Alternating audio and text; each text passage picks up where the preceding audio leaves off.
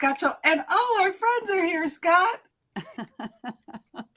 You need to Not calm all of down. them. As we all see it. And Steve Rizzo hasn't been here in a while. We've missed you. Mwah, mwah, mwah, mwah. What? Who let him in? So welcome. I mean, we missed you, Steve.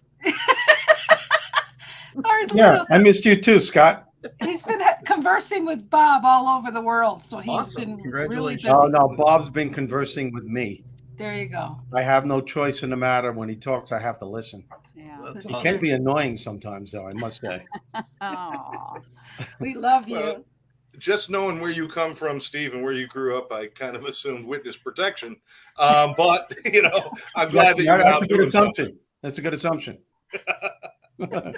Excellent. Well, it's good to have everybody here once again on Tuesday night. And for those of you out there that are tuning in and going to be joining us and even watching the replays, thank you very much for supporting us and being there. I want to go right into this topic because this is one of my favorite Dr. Seussian type philosophies that I think more people should probably pay attention to. And I know I ignored most of my life because I always thought if I could just do this or be this or go to this place, my life would change. And I made geographical cures.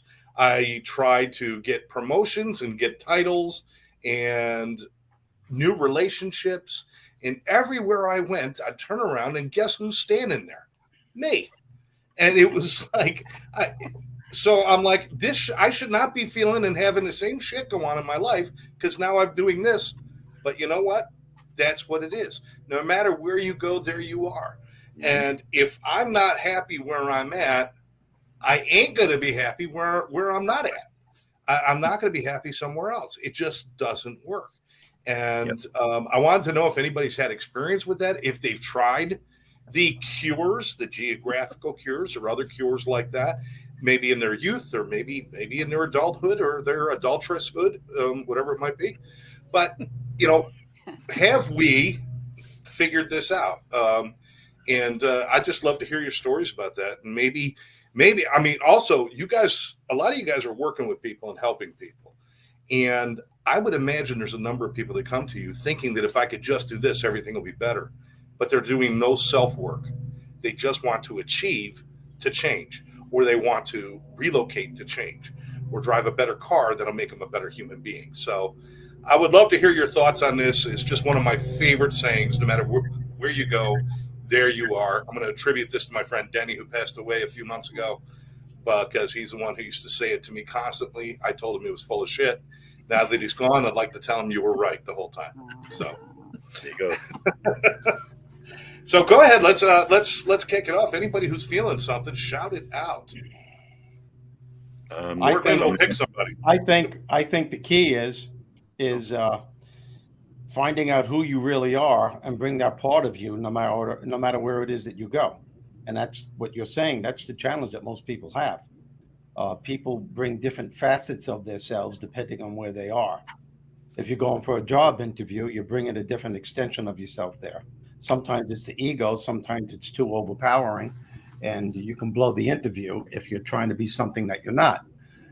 Some people bring their fourth selves to a new relationship. A lot of people that go on these dating sites. By the way, I've never been on a dating site in my entire life. I just can't.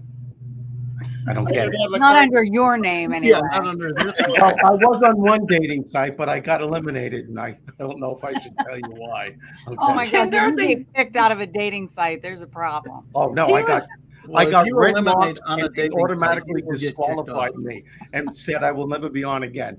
I did it as a joke. I couldn't help it. The comedian in me came out. Oh man. Anyway, got kicked out. So no, but the key is to be who you are, and that's something that I've been experiencing now in my life more than anything else, is to find out your authentic self, your true self. Who do you really think you are? Who do you think you are? Big stuff. Who do you think you are? Who do you think you big are? stuff. Who do you think you are? Yeah, I get that. But if you could find that out and you could achieve that, it took me a whole lifetime to figure that out. and you can bring that part of you no matter where you go. That's a very comfortable place to be. And a lot of people, I would say, a great percentage of the people, it has nothing to do with race, religion, gender. It has nothing to do with financial status or anything. It just has to be in connecting to that part of you that represents who you are, no matter where it is that you go. And that's a very comfortable feeling, a great place to be in. Absolutely. That's making the assumption that you like the person that you are. That's making an assumption. Oh yeah, exactly. Whole other conversation. So, a couple of things. I mean, I did put in the chat, in our chat, it wasn't here, but the things when you put that title up, the first thing that came to me was Banzai Buckaroo Banzai, rather, the movie, which says so wherever you go, there you are, which is a great. So I guess you stole it from Dr. Seuss. The thing for me is that we have been raised in a culture where we're claiming SOS all the time, which is shiny object syndrome. We're always looking for the next thing. The marketing media of every advertising agency, of every product, is always trying to sell us that when you have this, you'll be okay. The new car, the right drink, the right partnership, the right vacation, the right house, whatever it is, the right medication, frankly, you're being promoted to that you are deficient until you have their thing. So it's hard for many people to even think about the fact that they'd be okay as they are. I did a seminar. I mean, I've been in seminars for years, but one seminar I took back in the 80s, they had a big banner across the top of the stage, which was really a question mark for everybody. And the banner said, "Who are you pretending not to be?" Ooh, that's like right in your face. That was that was in our face the whole 6 weeks of the program. Wow. But the thing is, it became a question we kept asking ourselves, because the thing is, most of us, since childhood, have been trying to be something we're not. So what Steve said is so true, is coming back to yourself, to really be authentic, to be honorable for who you are. You know, in my work relationships, I talk working with my clients, it's always telling you when you're single is when you do the work. Because the thing is, you got to find yourself, love yourself, care about yourself, and don't keep trying to think someone else will do it for you. Yeah. Because when you start never get back to appreciating the person you are, the one in the mirror, that's where the work is. Because frankly, it's the longest relationship you'll ever have is the one in the mirror, not staring all the time, but your lifetime.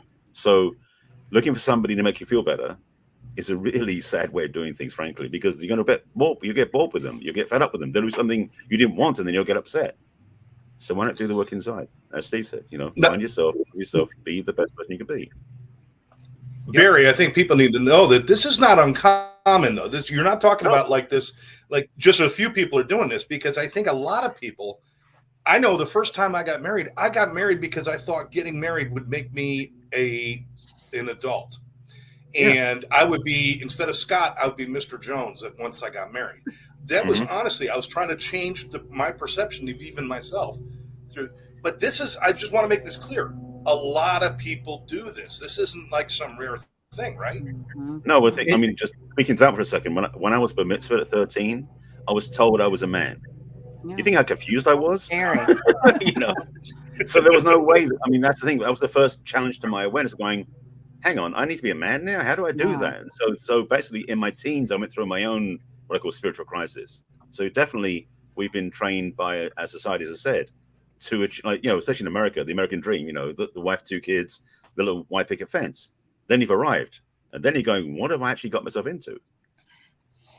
Well, you see, that's the thing. People realize now that's why we need self-development, because obviously going to school and being raised by your parents, you got to get into self-development now and develop yourself, because, that's needed. And I think it's funny and sad that, until people get into either network marketing or marketing themselves or being their own business person, they don't realize that if they don't, people do business with the people they know, like, and trust, and they realize they haven't been a worthy friend or foe, or, that's where success begins, is if you can't, be and develop yourself. So you don't know, like, and trust yourself, you've got problems.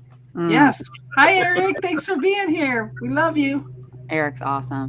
I have something to say about this too.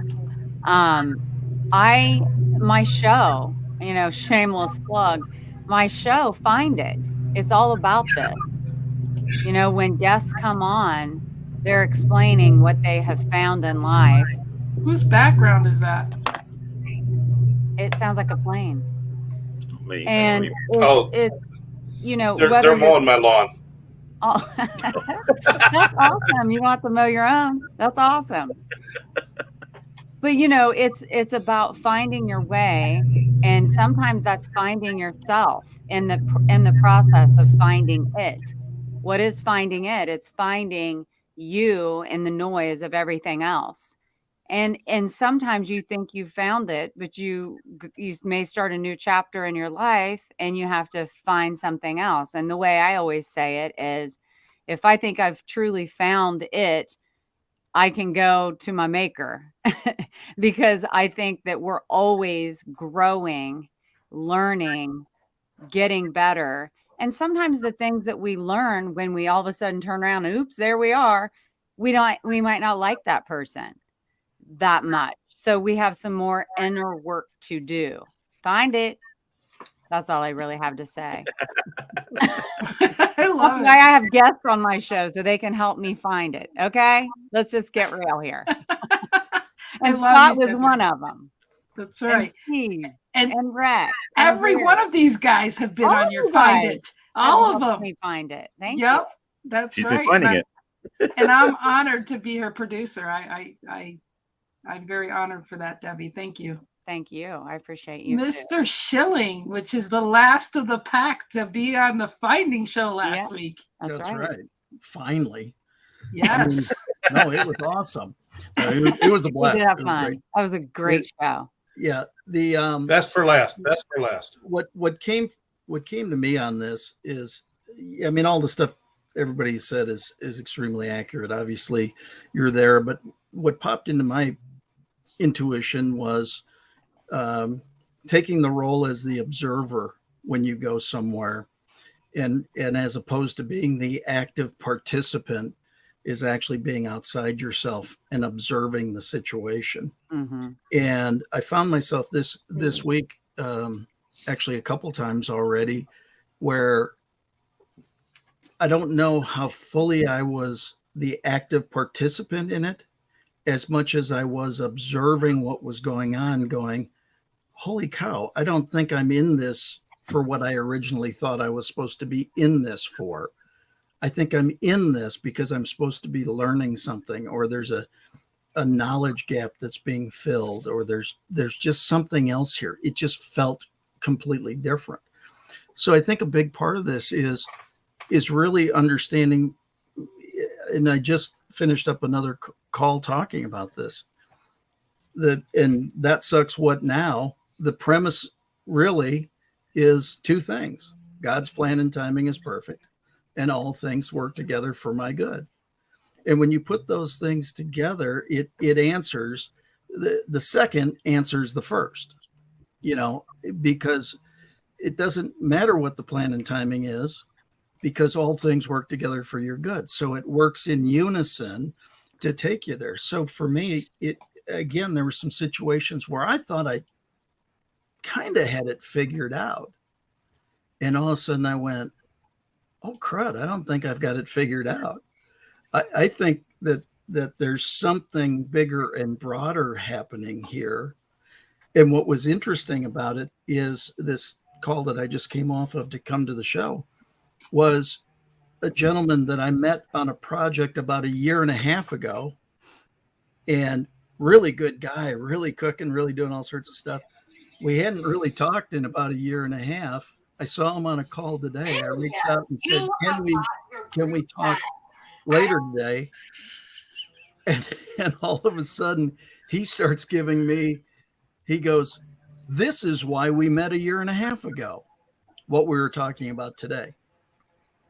And had no clue that that's why we were reconnecting. So again, I think a big part of it is being your authentic self, living your life, doing the things, having childlike wonder, continuing to want to learn, putting yourself in positions that may be uncomfortable or may be different than you thought they were, and then really absorb the experience that comes along with it. I'm still kind of blown away by the call I just had just before we started the show here. Very seriously. Wow. Awesome. Wow. Well, people do forget how we, the whole thing of when things are going sour, guess what? You are there too. You know what I mean? Like people are like the common denominator is, if everywhere you go, if there's trouble there and there wasn't trouble before, you might want to figure that one out too. Exactly. I like it. General Rex. Yes, Mr. Rexter. I'm just laughing because I just remember how he was before the show. He was very friendly. It occurred to me, that if hello, life on your terms, the ancient mystics, when you think about meditation and you think about why would people say give up everything and live an austere life and give your money away and give your things away and live as close to nature as possible, eat, sleep, meditate, and you do your sadhana or do your service and live that life. Why would they ever encourage anyone to do that? And the basic answer is to discover who you are when you're not distracted.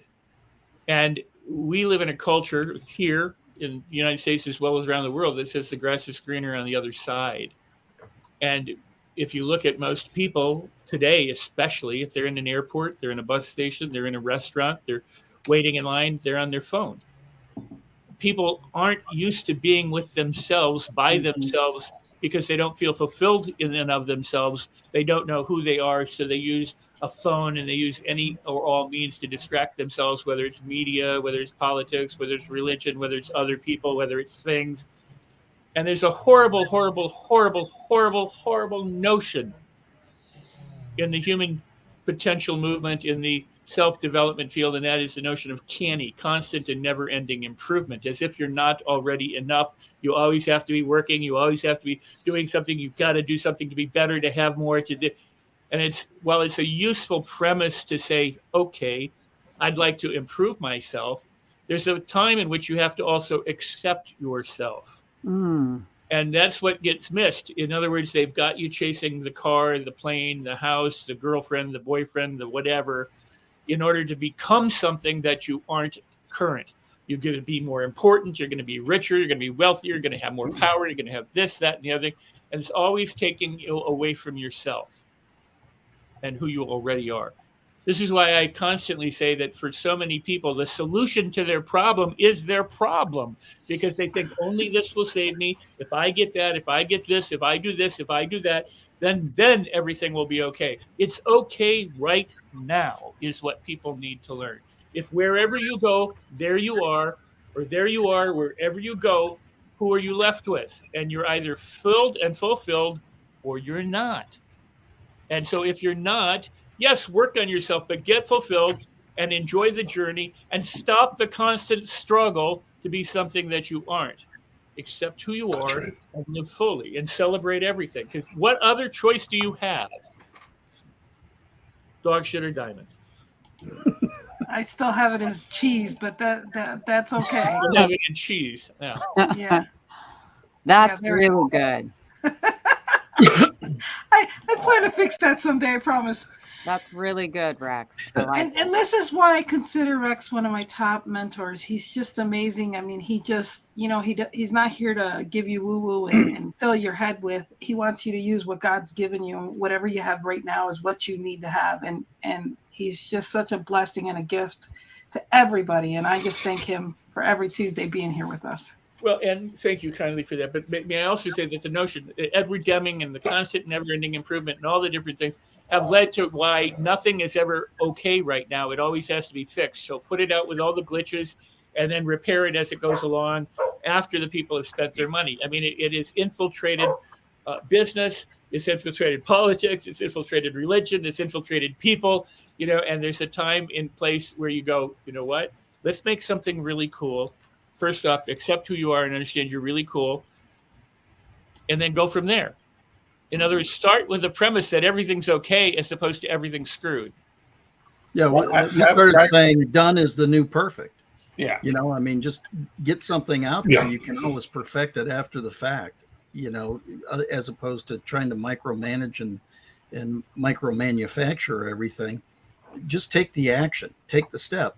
A great, I'm trying to think where I saw it the other day, but when it's cloudy, when you can't see anything, take the first step, because you typically can now see the second step for the first time. You couldn't see it before. Right. So just take the step and then go from there, and take the step and go from there. Keep on moving. And for me, I've had to realize wherever I go, I don't need a mirror to tell me where I'm at. But, we really should look in the mirror and realize that as long as you have the right people and support and love, work on yourself from there and appreciate the people you got with you. It's so funny as we could talk about this, just throwing stuff out there, substandard product or service or whatever, just to get something out there. But the only reason we're buying it is because they're telling us we're not good enough. That they're telling us we have to have this stuff, whether it works or not, we have to have it.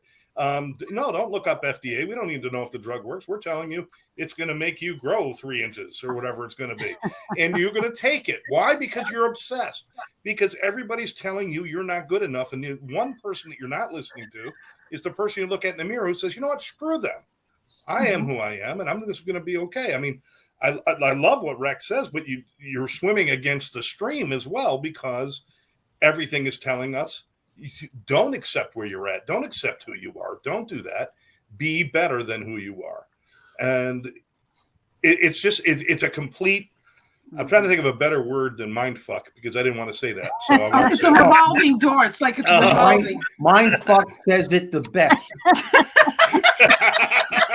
No, I'm serious. Mind fuck. As a matter of fact, that's going to be. Thank you, Mr. Thesaurus. The Power of Mind Fuck. That's going to be the book. That's written by Bob.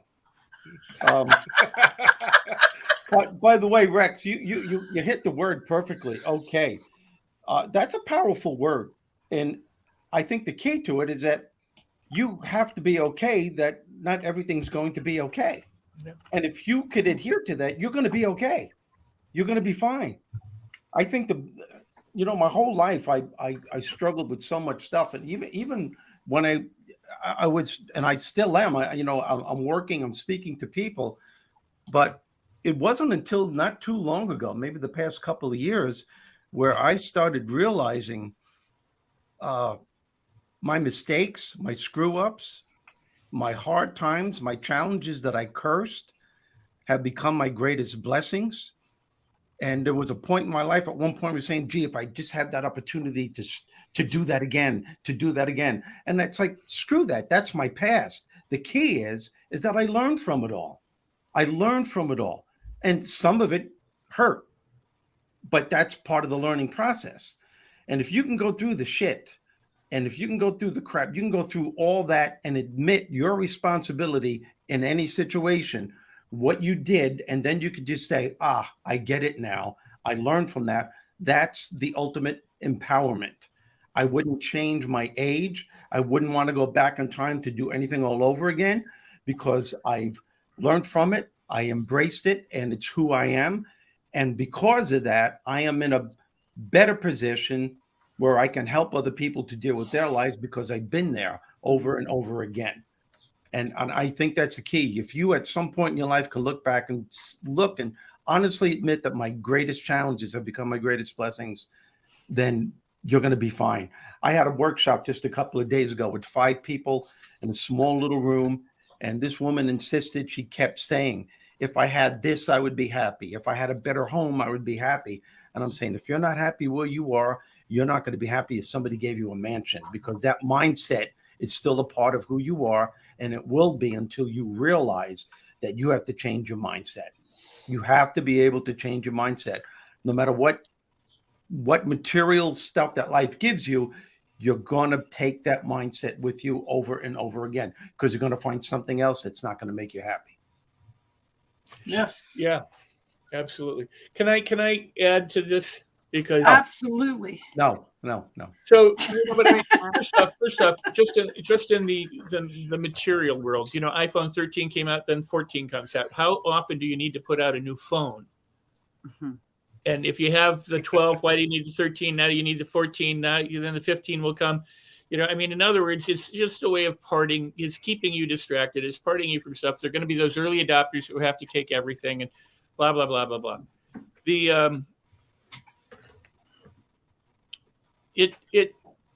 The difficulty for us is that we are so conditioned to think conditions should be other than what they are, instead of what they are is perfect.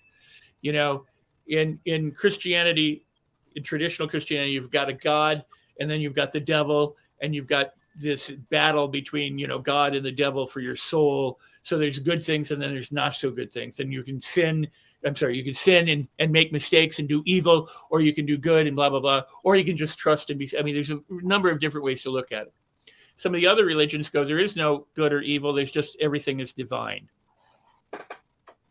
You know, or you can go to Native American, where everything is part of something else. So if a tree dies, it becomes part of the soil, it becomes part of this, and it's the animal spirits and you know, whatever. I prefer to think that if God was able to create Satan, that ultimately God is in charge of everything, right? Mm-hmm. So if there is a Satan, he's doing God's bidding. Now you take that for what it's worth. Mm-hmm. If everything is divine, then it doesn't matter what happens, because everything is divine. All the good, all the bad, all the evil, all the hardship, all the struggle, everything is part of perfection. So our job isn't to fight it. Our job is to go with it. Our job is to celebrate it. Our job is to be grateful that there's a God, or that everything is divine, or that there's a nature, or whatever it is, and experience life as it is unfolding. And when you're ultimately grateful for everything, guess what it does to the human?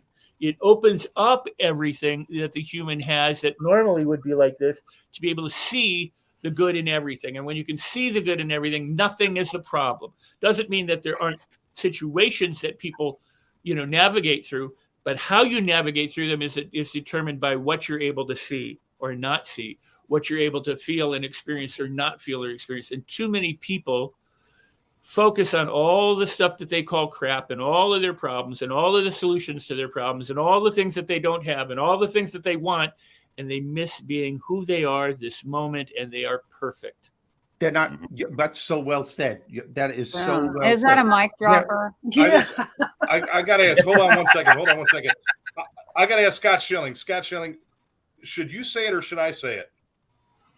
Which I'll part? say it, because you're probably thinking, damn it, Rex. Yes, exactly it. Another one of them, yeah. That sucks. Now what? So Rex, I want to say that something I don't agree with, because this is something I was raised with. Because being raised in the Jewish faith, there is no Satan. Yes, so true. You know, which is why it becomes amusing when people say, "Well, the devil made you do it." It's like, who's the damn devil? So that's what I bring. But the thing I want to speak to, though, pick to be the devil. right? But no, but what I want to speak to, though, is something that Scott said earlier, a little bit earlier, about, you know, stop listening to the other voices with the other people and like listen to the one inside. This is the problem. Most of us aren't listening to our own voices. We're listening to the voices we heard when we were kids. They're still going on in our heads. The tapes we keep playing. As what Steve was saying, you got to do the work, in the sense of you got to clear out the crap that we're running inside. Yeah. You know, I work in relationships, but I work mostly in relationship with ourselves, because frankly, I've been in this journey for a long time myself, and most of it was clearing out the clutter, for want of a better word, of voices that I've been running since I was a kid. Clutter. You know what? Say what? Clutter. Yes, clutter is an English word. No, and that's the thing, is God that is the devil. When we realize, because a lot of times our relationship choices are based upon what we were raised with. We don't realize, we look back and go, hang on a second, that reminds me of my mum or my dad or my parents' relationship. Those are the tapes we keep running. So the key thing is, when you do start listening to your own voice, check to make sure it is your own voice, not the voice of your parents, siblings, whatever. Because 99% of the time, they're not steering you right. Go deep in that. Let me ask you a question. One more thing I'll throw in there, because this thing that I've been on for a long time. I've been on the spiritual path for many years. We've been trained, educated, informed, taught by most religious systems that God is some deity outside of us. Now, this is my belief. It may not be true for the rest of the panel, but my belief is that God isn't out there, God's in here. Yep. If God is in here, first of all, God doesn't make junk. Secondly, if God is in here, it means God's in every one of us. If that's the case, so what ifs? If God is inside of each one of us, and that means God is in every one of us, then nobody is imperfect, because we're all spirit, we're all God. And We just wear different outfits. Yeah. Not only are we all perfect, all situations are perfect. 9/11 was perfect. Exactly. The Holocaust was perfect. Why? Because what the human condition did. You take 9/11. You can say, well, how could that be perfect? You know, thousands of people died. But look at the people that went into the rubble and sacrificed their lives to save people. That's perfection. That's part of the perfection. Look what Viktor Frankl did, who was a prisoner of war in Auschwitz. And he wrote a book, you know, Man's Search for Meaning, where he says everything can be taken from a man except for one thing: one's attitude, one's ability to choose one's own way. If you read that book, you could learn so much from that, and you could see the blessing within that tragedy. And the Holocaust is a tragedy. So what it does, life is a test. It tests us. What perspective are you going to look at it from? You know, like a lot of people say, my brother Michael passed away and he died in a war that he shouldn't have even been in. But if you talk to him, he would say, I don't look at it that way. I was look at that I'm 100% disabled. I could have blamed the country, could have blamed my war, but I decided to say, I'm set with a whole lot of choices now. What can I do from this point on? Who and what can I become to be the best person that I can be in the condition that I'm in? What do I have to do to focus on what's working rather than fixating on what isn't working?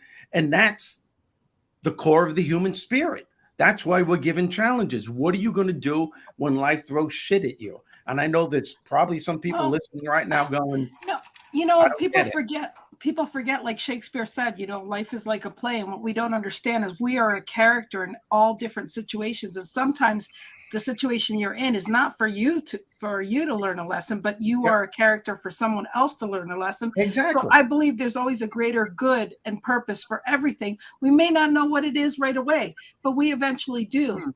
And that's the thing about being on the bright side of everything. I definitely love being a Pollyanna, because people don't see the purpose in things. They always think it's about them, and it's not always about you. It's about what, great point, Lynn. You know, and most of the times I'm blessed with opening my mouth about certain things. And sometimes I'm like, why did I just say that? But there is always a greater purpose. I mean, Debbie's learned that even when I said, check into your flight. We'll just leave that alone. We won't talk about that story. But I'll just say things to say things. And you know what? They're and I don't remember why I say them, but they're not for me. And that's a blessing that we all have and something we can do. And when we lean into that and do that anyways, it's amazing the miracles and the things that are right in front of us that we just ignore and not see. Every day there's miracles and blessings and bright sides and good things. And yet, you know, you rather turn on the news. So anyways. And let's just remember Barry's wise words. God doesn't make junk. That's right. He don't make junk. That's right. And also, we're all perfect. Just so we all are aware that we're all here perfect. Okay. I got welcome. I already knew that. Well, you know, I really think the world and everything is like a puzzle, and it's all been cut out. And we are to be here to put everything back together, you know, to find the connections, to make the pieces, to make, you know, because for some reason we all feel like we're not whole. So we got to find these pieces to put together, you know? And so. Right.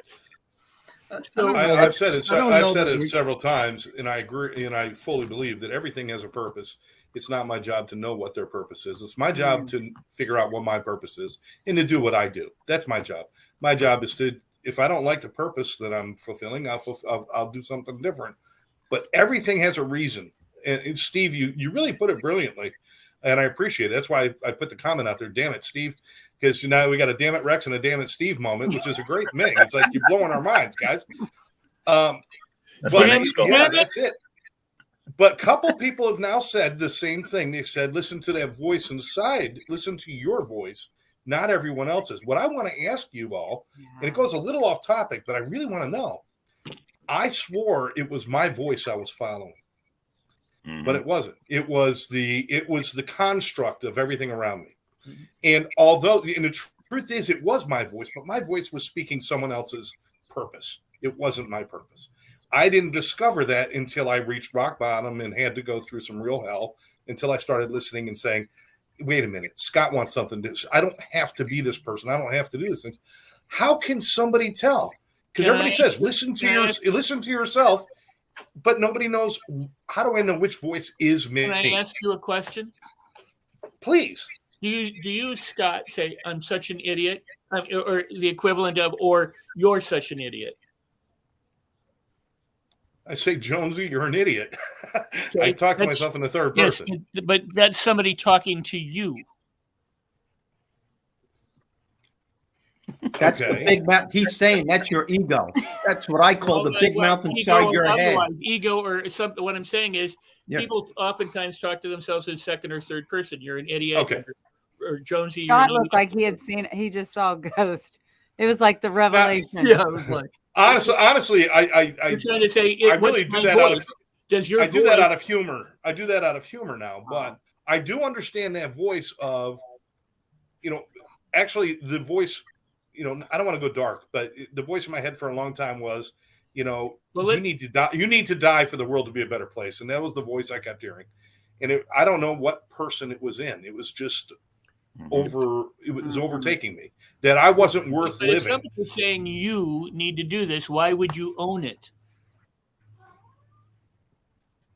I don't know.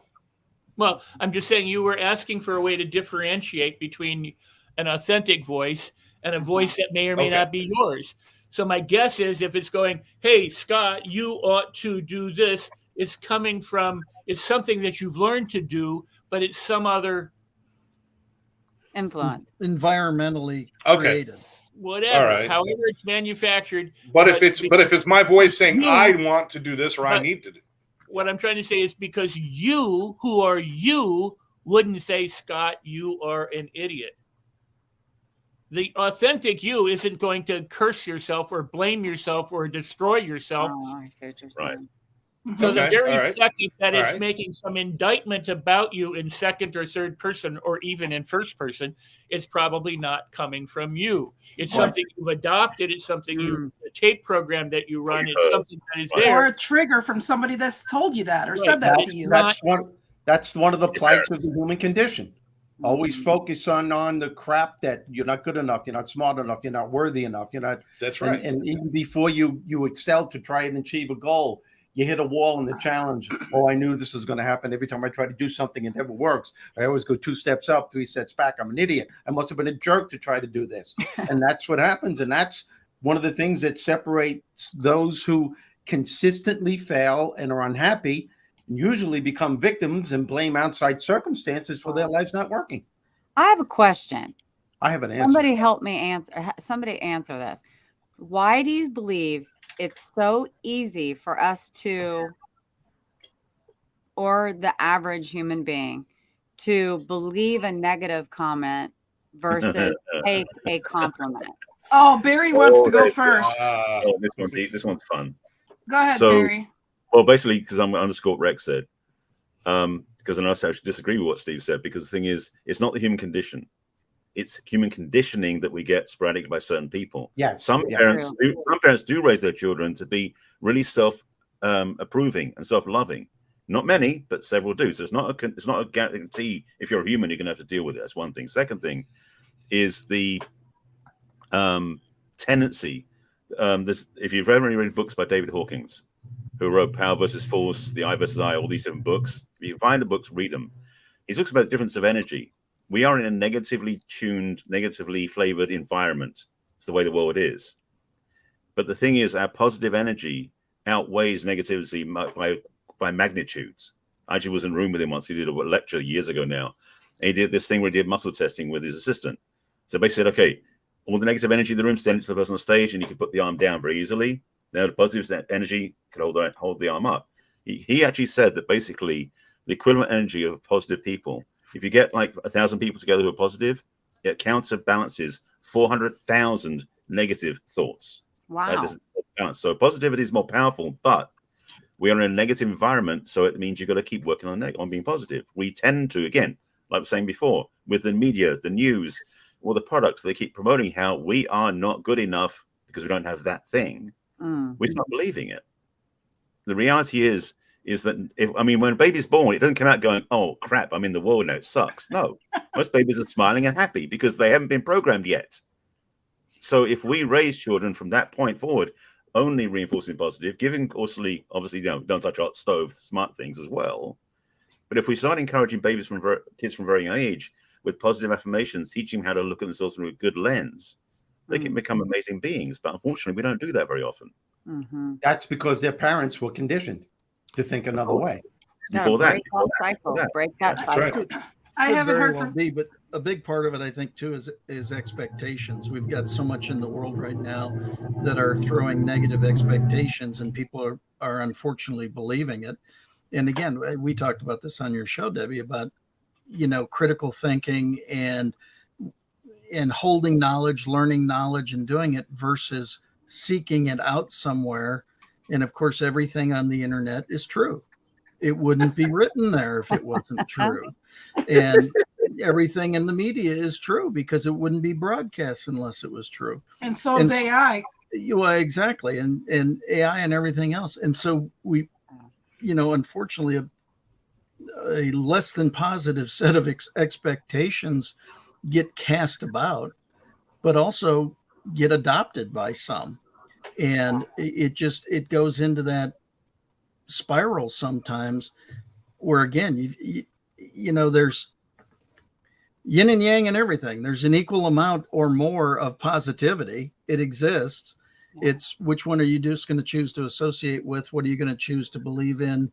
What are you going to do? Whatever. And so again, to me, it's those things that you believe at a foundational level that, and again, if you go back into, as we know, all things work together for the good of those who love him and are called to his purpose. If that thought is something that becomes foundational to you, it doesn't say everything's going to be good, but it says no matter what they are, it's going to work toward your favor.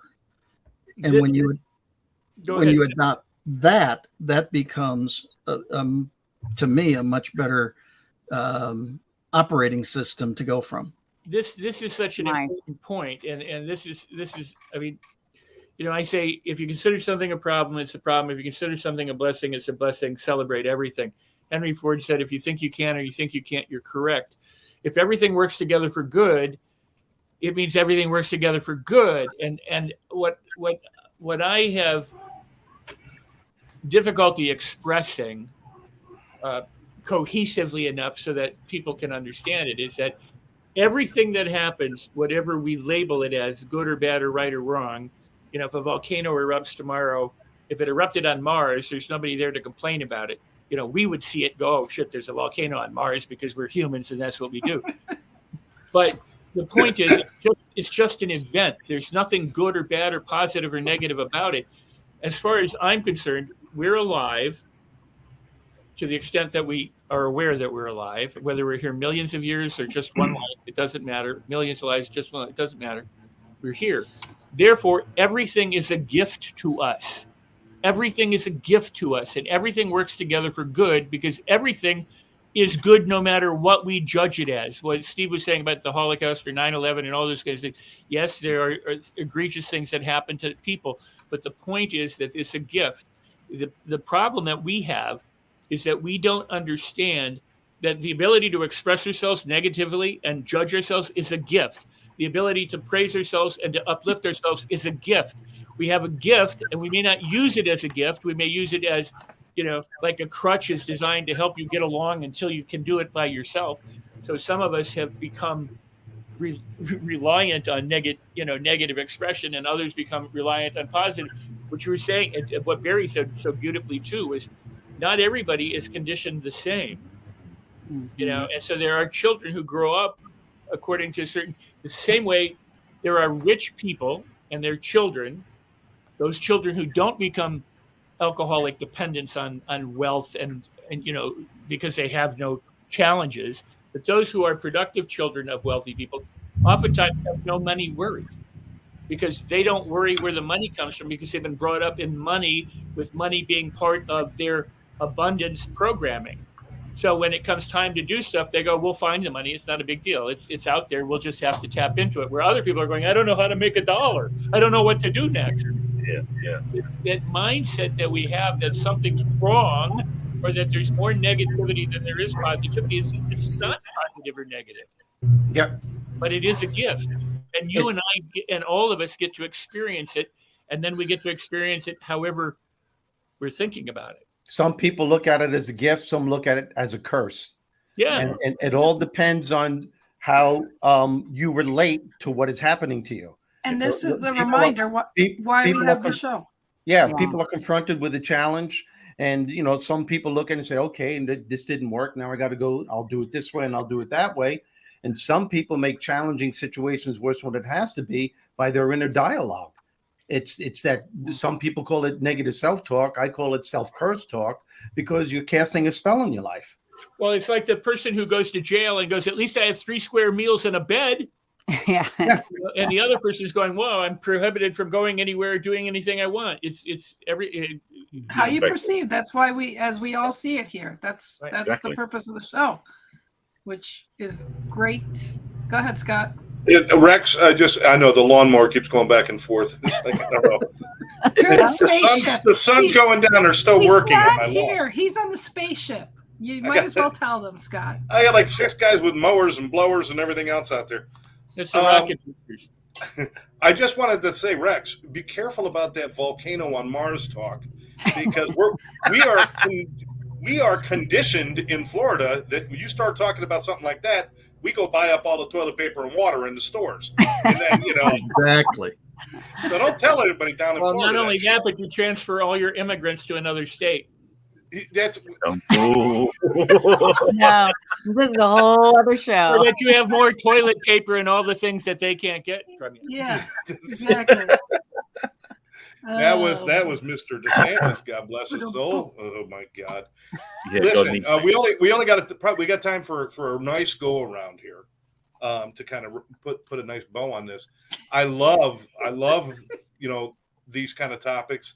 I love talking about this kind of stuff, but I really, you people, there's something wrong with you guys. Well, you're going like this, like we don't know what you're talking about. We're going to go for a nice go around here. Fucking circle. What the hell's he doing? He's telling us to rotate or something. What were you, a traffic? I have been, what the hell? I got a new thin highlighter. we have been, And I'm looking at you like an idiot. I'm going like this. Oh my gosh! Wait a minute. I got Jonesy's cap pointer here, the laser pointer. I'll keep you guys occupied. Going in for a landing. Quite honestly, it's been a long time since I've worried about anything other than my own positivity. I will tell you this: I've got people in my family, I got friends of mine, and I got people out there in the world that if you tell them, if you choose positivity, you can have positivity and you can do all of this stuff, and they tell you that's just stupid, because the world sucks and everything is pain and we're all going to die, and life is hard, and that's what they want to live by. But you know what? That's their problem, because they're not the ones looking back at me in the mirror, and I really don't care. I just want to say this is that if you are dissatisfied, if you are looking for somebody to blame, please don't walk past that mirror. Stop, look there. You don't have to look any further.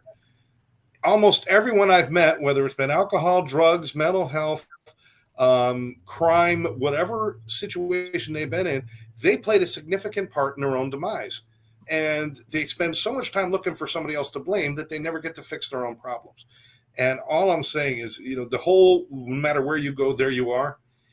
If you don't like the fact that you're going everywhere you're going and you're coming with you, fix you, take care of you, make you the person you want to spend time with, make you the person that you want to hang out with. Here's a good question. Would you be your own best friend? Would you be your own best friend? I for years, I wouldn't have been my own best friend, but I hated myself. Now, I would love to hang out with a guy like me. Unfortunately, there's only one. And that was some law that they wrote. But I just, I love all of you, the comments and everything you guys put out there, and you gave us a lot to think about. But like I said, I think it really comes down to stop running from you and start dealing with you in one way or another. Whether you decide your life is going to suck, then you know what? Sign off on it. Sign the contract. Say my life is going to suck, and just be done with it. Read half of Scott's book. Life sucks. That's it. Just read that little piece of the book. Don't read the rest. Or, you know what? Just make a decision that you're going to try something different. That's all I can encourage people to do. Try something different. And if something feels different, even if it feels worse, doesn't that prove something? That if you change what you're doing, then your life might change too. So I just want to throw that out there for everybody, and let's go around for some last thoughts here. We'll go with Barry Man. Oh, goody. Goody. One of the challenges, and I talk about this with my work, this is I learned from Lisa Nichols. Talks about how relationships sometimes are like gifts wrapped in sandpaper. Some relationships you have in your life doesn't mean romantic relationships, but any relationships, parents, siblings, children, ex-partners, bosses, can feel like that. The choice becomes, though, do you sit there and get a rash, or do you choose to take some distance and work things out? Because the challenge for most of us is we don't realize, and this is the thing about choice, we don't choose to remove ourselves from things that don't work. We just sit there and complain about them. It means what Rex's point was. The point is that we can actually say, you know what? Let me step back a bit and let me see if I can respond from that place. Because first of all, we can regroup. Secondly, we've got time to breathe. And third, we might see things a little differently if we step back further. And Barry, being that the topic was no matter where you go, there you are. If people keep mentioning about having a rash or something, it might be you. Look in the mirror. Sorry, couldn't help myself. Talk about the sandpaper, not about something else. You got your own mind. But sandpaper make you raw, so we won't even go there. Anyways, moving right along. Moving right along. I'm sorry. You got the pity shake from Two Hips. I love it. Like, oh my goodness. Anyway, let's see, where do we go with all this now? I think that what Barry was saying about choice becomes a pretty amazing thing. Everything starts with a decision. Decision comes from the word decidere, to cut off, to eliminate another choice. And I think if you start eliminating choices that don't make you happy, don't make you fulfilled, don't give you the opportunity to do those things, like I said, in the last few days especially, things that I thought were happening for certain reasons, I've come to see and they still might be, by the way, because it's not complete. But I also see the other opportunities in the same situation. And so now at least I'm aware that there could be other choices. I'm aware that I could go in other directions with what's going on. And I think that becomes and I kind of did it. I got so wrapped up in the excitement of what was going on that you go, oh, I must be going in a certain direction with this. It's the only way that it can be, until you slow down for a second and go, wait a second, this has got many different arteries to it. This could go over right. Oh. And so sometimes, again, it happens to all of us. Mm-hmm. It's just, what is the thing that gives you that pregnant pause to sit and look at what other possibilities might exist? And I think the more you do that, the better off you're going to be, quite frankly. And I want to say quickly to Barry, thank you for being here. Okay. Thanks, Barry. Oh, he was peace out. What happened? Yeah, he had to go. He didn't like Rex's last answer. Seriously. See ya. No. Wait a minute. He left while you were talking, Scott. I got to blame Rex for that one. Well, because I was still talking. Yeah. So I could do that. He inboxed us all privately and said he had to leave. Anyways, Miss Debbie. Oh, okay. Well, no matter where you go, there you are. So where are you going? That's it. I mean, when we self-reflect and we do the inner work, you don't like where you are or where you've been or where you're going, change your directory. No matter where you are, where you go, there you are. Where are you going? Love it. That's all I got. Mr. Rizzo. What? Love it, Debbie. Oh, This conversation has gone in so many different directions, so I'm going to segue into part of what we were discussing. One of the most profound things that I've ever read, and I was surprised when I read it, was in the book The Road Less Traveled by Scott Peck. The first sentence in the book, I bought this years ago. The first sentence in the book he says, life is difficult. And I just looked at it. First of all, part of me said, I know that asshole. That's why I bought the book. I like a little Archie is with us. Yeah, this guy's a philosopher.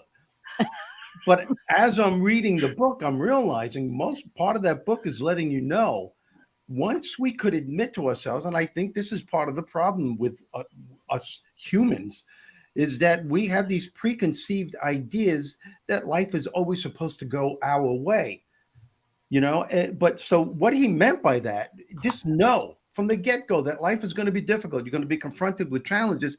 This way you don't have these preconceived ideas that life is always supposed to go the way that you want, and that it's not what happens to you, it's what you do about what happens. It's the choices you make that we were all discussing. It's the thoughts you have about the challenge. You can turn those obstacles into opportunities just by changing the way that you think. So life is difficult, absolutely, but it's also beautiful. But if you can embrace the fact, and I think we need to teach our children this too. I think too many parents sugarcoat their kids that, if you do this, this will happen to you and you're going to get this. You got to tell your kids, life is beautiful, but it's difficult. You're going to be hit with stuff, unexpected stuff that will knock you off your feet. Are you going to get up or are you going to lay there? That's the thing. That's the truth. It is, as Scott was saying, and even Rex said it, it's based on choices. Our whole life is based on the choices that we make. And for every choice that we make, whether it's made consciously or unconsciously, there's always a consequence. Always. Steve, I love that. We forget that sometimes we need to be broken to be the person that we are tended to be. And that's the blessing in like a prize, like Cracker Jack's box. You open them up and there's a surprise in there. Sometimes you got to be, crack it to be surprised. I was thinking of you, Schilling, 2 Hips. What you said on the show, you were, a kicker headed for the NFL, and you got broken, and you had to, you realized who you were and who you didn't want to be in that moment. Yes, that just made me think about that. You guys need to go to YouTube and find Debbie's name and Scott's name and go check out that interview. Show. I really enjoyed that. Absolutely. And Mr. Rex Sikes. Wow. Well, so many people have said so many marvelous and wonderful things tonight, as they do in each show, but it's been a blessing to be here. If God is omniscient, omnipresent, and what else? Future. Huh? Anybody know? What? What are the O's attributed to God? Alpha, Omega. Omnipotent. Omniscient. Yeah. Omnipresent. Okay. Well, what does omnipresent mean? It means everywhere at once, right? Yeah. So if God is everywhere at once, there's no place that isn't God. So there's no person that isn't God, and there's no situation that isn't God, and there's no table that isn't God, because God is everywhere. Or energy is everywhere. You can use whatever words you want to do. But the point being is it's all God. It's all divine. It's all good. Now, we don't understand it that way. And as people on this planet living this existence, you hear these phrases like toxic positivity. You're dripping with positivity, and positive thinking doesn't work, and blah, blah, blah, blah, blah, blah, blah. Yeah. But here's the thing. People don't like people who are overly positive in many cases, because people who are overly positive in many cases tell people, just be positive. True. Yeah. Right? And if you're telling people what they ought to do, you're missing the point. You have to be the change you want to see in the world. You can't, you got to meet people where they are. If they're suffering with whatever they're suffering, if they say, I can't see my way through this, they can't see their way through it. Right. Just saying, think positive and change your mind and do that doesn't help them. Nope. Show them, demonstrate to them, be with them, meet them where they are. Now if somebody's in quicksand, you don't jump into the quicksand to save them, because that would be stupid. Mm-hmm. So you don't have to go into the quagmire, into the negativity, into the moroseness or whatever it is in order to, but you need to meet them somewhere and go, let's journey together, and don't go any faster than they're able to go. Because if you're trying to drag them to positivity, they're going to fight you all the way, just as if you're trying to drag your dog or your horse or your kid somewhere. Throw them a rope. So you hand them something that they can grab onto. You know, the old saying, God sent a helicopter, he sent a boat, he sent Yes. you know. But the point is that if you live by this, I have two rules, and they're not mine, but I adopted them and put them together. And one is the Hippocratic oath. First, do no harm. So seek to do no harm to anybody. That means don't insult them, don't hurt them, don't harm them, don't be toxically positive, whatever. And then seek to do good, seek to serve others, seek to add compassion and add to other people in ways of value. So if you're not harming them and you are helping them, you're probably doing okay. So meet them where they are, because not everybody can see where you are. They don't get where we are. They don't get where that person is or this person is, because they're dealing with life's issues and they don't have this training and they don't have this know-how. So just talking about it isn't the key. Being it, walking it, demonstrating it, loving them no matter where they are is going to be far more valuable, and accepting them with all of the foibles and problems and conditions that they put on themselves, as well as ourselves, will make a difference. I love that. We've ran out of time, you guys. That was beautiful. That was beautiful. Very Scott, good. anything you want to say before I hit the Just cut off? Say something negative. No, we're sick of this positive shit. All right, this show sucked.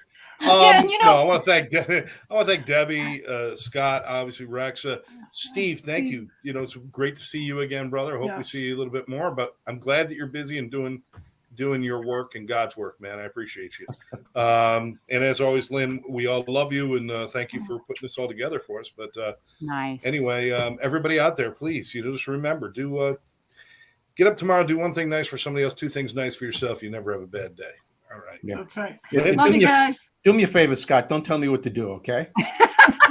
Keeping me That was for everybody but safe and Steve. I should have put that